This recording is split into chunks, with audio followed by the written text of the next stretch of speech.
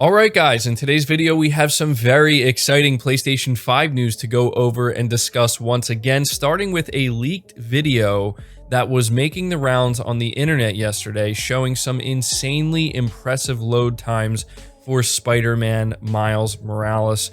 And this is a video that has been taken down since because it is breaking embargo. This is something that Sony obviously does not want out there right now, so it will not be shown in this video. However, there were multiple articles written up about the video that I do want to read from, letting you guys know why people were so impressed with what they saw here. And I think it's just starting to hit us now how instantaneous or near instantaneous load times are going to be on the PS5. It's pretty insane. So we're going to be talking about that. We're also going to be covering some comments that Jim Ryan made recently about acquisitions once again, but this time he seems to be taking some subtle shots at Microsoft, which is interesting. He seems a little bit more aggressive, just a little bit more aggressive in his response here to the recent Bethesda acquisition, because obviously that is a big question that somebody like Jim Ryan is constantly going to be asked for probably quite some time. And they want to know, we want to know, what is your response? And while we did cover something else Jim Ryan said recently, I definitely want to go over what he's saying here, because the way he's putting it is they don't need to go on frenzied buying sprees or spending sprees, I believe is how he puts it. So really interesting stuff here, guys. If you could do me a favor before we go any further, make sure you hit the like button. It really helps the video out. Hit the subscribe button if you're new, and hit the bell notification icon as well, so you can be notified anytime a new video goes live. But it says here, reading from PlayStation Lifestyle, ever since the official announcement of the PlayStation 5, Sony has been boasting about the console's lightning-fast SSD and impressive load times. A number of developers have backed up the company's claims, noting that loading screens are nearly non-existent now. Well, we can now see for ourselves just how fast a game can load on the PS5 thanks to leaked raw footage. The video below shows Marvel's Spider-Man Miles Morales being loaded from the home screen. It takes roughly 7 seconds to get from the home screen to the main menu, and it takes about 2 seconds to get into the game from the main menu. And so, as I told you, I'm not going to put this video up because it's clear that Sony doesn't want it out there right now, and I'm not trying to get myself in any type of trouble in that way. So, you know, looking at the video, guys, it's as instantaneous as you think. This is a cold boot, by the way. So it's not like the game was already running in the background. He clicks on Spider-Man Miles Morales. It takes about 7 seconds. And some people are probably going to be like, 7 seconds? That's not instantaneous. But really think about 7 seconds. Think about how long 7 seconds is to just immediately be at the home screen. And then from there, all you got to do is click on whatever it is you're clicking on, I guess load game, right? It'll take you to your latest save point, and you're there within 2 seconds from the main menu. So it takes less than 10 seconds to jump into gameplay. I want you to think about that. Less than 10 seconds. That is insane, considering that there are many games that we currently play on our PS4s that can take up to a minute and a half, sometimes even close to 2 minutes before you can load into the game and actually start playing. That is insane. And believe me when I tell you, this is blowing people's minds, rightly so. And I have a really good feeling that once the embargo for the PlayStation 5 reviews does lift, this is going to be one of the main focuses. Obviously, everybody's going to love the games. Everybody's going to be talking about how amazing they look. But I have this feeling that people are going to be blown away, just like they were with the DualSense so far. They're going to be blown away by just how instantaneous getting into games is and switching from games.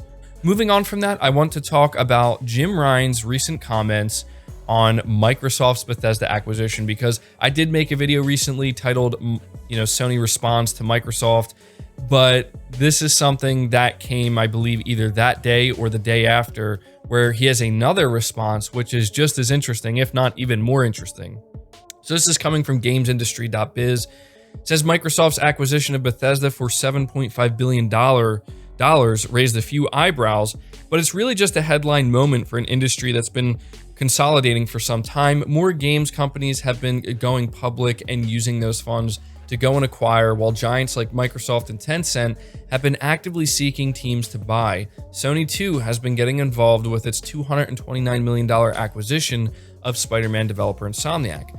Jim Ryan says that more acquisitions are possible, but he was eager to remind us that Sony's existing studios have grown considerably over the last generation. And in this quote, I think he's really backing up what I tried to explain in my last video, which is that people are not understanding that just because Sony isn't coming out here and bragging about all of the things they're doing internally when it comes to growing their studios in very significant ways. I want you to understand that. There's people who assume that Sony's just making some small B team that's just going to make some single A or double A game. That's not what we're talking about here. Sony is in the process of making multiple studios, growing their teams out to basically have 2 to 3 AAA teams under one studio name. And they are also developing brand new studios from the ground up. So we're going to talk about that probably during the podcast, which, by the way, Press X podcast will be happening tomorrow at 12 p.m. Eastern, so I hope to see you there. But this is what Jim Ryan had to say. It's probably not widely appreciated or understood to what extent that we have grown our own game development capability organically over the course of this generation. Obviously, it's been helped by the acquisition of Insomniac, and it's wonderful to have them as part of the family. I would just invite anybody to look at the launch window lineup of the PS4 generation or the PS3 generation and compare it to what we're going to bring in the equivalent phase of PS5. There's just no comparison. So just focusing on that, he's talking about competing with themselves here, where he's saying, and when he talks about the launch window lineup, I'm assuming he's talking about all of the PS4 games or PS5 games, that have already been announced, which we've talked about at length here, where it is kind of mind-blowing what the first 12 months of the PS5 is going to look like. Now, do I count the first 12 months as the launch window? No, but even if you were to compare the first 12 months of what the PS5 is going to look like compared to what the first 12 months of the PS3 and PS4 look like, he is 100% correct. There is no comparison. And so he continues by saying that is the fruit of not massive spending sprees, but of very, very steadily, carefully planned organic growth. Probably the best example I could obviously talk about Naughty Dog, but they've always been making great games. But let's talk about Ghost of Tsushima, which has been a critical delight and certainly a commercial delight to an extent that we didn't think it would be. That speaks volumes to the work that Sucker Punch has done to build on their previous canon of work. We are lucky enough to have 5 or 6 studios who fall into that category, but it isn't luck, because we've been working on this for years and years, very quietly, in a very PlayStation way. We've been building something quite special with these studios. You can do it with frenzied acquisition or measured acquisition, or you can do it organically. So there you go. I know that may not seem like he's taking shots at Microsoft, but make no mistake, he is. Now, obviously, Jim Ryan's a businessman. He knows that Microsoft is going to do what they're going to do, and he understands why they bought Bethesda, and he also understands the weight that it holds.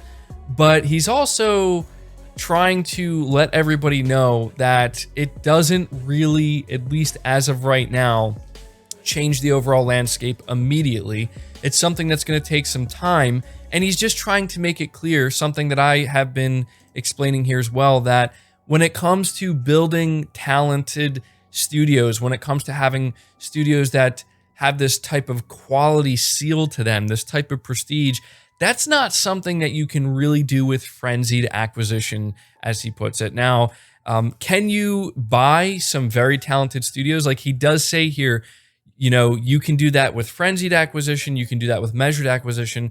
He's probably referring to what they did with Insomniac. But the thing about Insomniac is Sony had a partnership with them for many years. So you could argue that Microsoft did make a smart move with Bethesda because they have worked closely together on many things over the years. And I just appreciate his sentiment here, and I appreciate that he's not coming out here and basically saying like, yeah, we saw that Bethesda acquisition and it made us realize very quickly that we have to start looking around and consider buying, a big player in the game as well to compete, because to me that just seems like it would be an impulsive decision and not one that would necessarily work out, right? Like, we don't know exactly how this is all going to pan out for Microsoft by them buying Bethesda. I mean, from where I'm sitting, it can only be a good thing for them, but I guess all I'm trying to say is that I agree with Jim Ryan here, and I agree with this idea that it takes time, and talent isn't something that you can just buy overnight. It takes time even outside of first party. Again, the relationship that Sony has had with Insomniac, that's something that they've built over time. Sony would not have acquired Insomniac if they didn't believe that they would truly be a prestigious studio to have underneath the Sony first party umbrella. And so, again, we're going to get deeper into this during the podcast tomorrow, because I want to remind you guys of some of the studios that Sony currently has in development, I guess you could say, or that they're building kind of behind the curtain that people are not really paying too much attention to as of right now. And that's what's interesting to me, is that Sony's not bringing too much attention to it. Like, if you pay attention to what Jim Ryan's saying here, he's not going into detail. He's not mentioning their secret San Diego team. That's a new studio being built from the ground up. He's not mentioning the Guerrilla Games and their second team. He's not mentioning any of this, or even Sony Santa Monica and their second team, because he knows that it's best to reveal this stuff when you have a game to show alongside it. So that's going to do it for the video, guys. Hope you did enjoy it. Leave your thoughts down in the comments below. I will be interested to see what you have to say.